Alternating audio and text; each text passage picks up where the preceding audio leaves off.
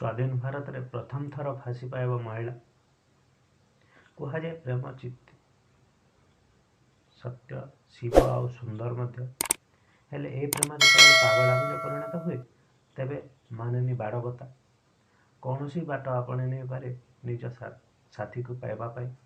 तेबे एमिती एक निछक सत घटना घटी उत्तर प्रदेश रे स्वाधीन भारत रे प्रथम महिला शबनम जी पाइब फांसी।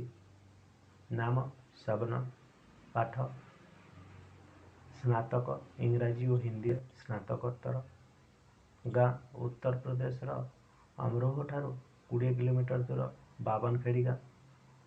शबनम और सलीम भितर गढ़ी उठी प्रेम संपर्क, किंतु शबनम थिला एक शिक्षित परिवार एवं धनी परिवार जहाँ पाखर थिला बहुत जमी।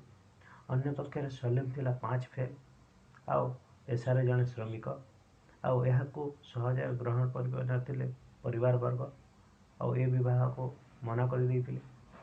तापर प्रेमी जुगल मिसी 14 एप्रिल 2008 रे निज प्रेम पाई करथिले एक जघन्य हत्याकांड।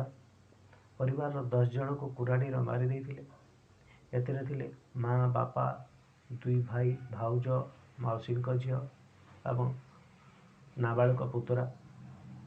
यहाँ पर सलीम और शबनम को शुणाई दि जाइतिला फांसी दंडादेश। देशर सर्वोच्च न्यायालय भी करथिला समर्थन। 2000 का भी खारिज करथिले राष्ट्रपति। एवं शबनम मथुरा जेल रे स्पेशल सेल रे। मथुरा स्थित गोटे ही नारी फांसी गृह को एलर्ट रखा जाइछि। बढ़ी पुलिस चौकसी। फांसी देवे पवन जल्लाद। जदि भी फांसी तारीख आसीनी तथापि जेल प्रशासन निजर सबु काम सारी देइछन्ति।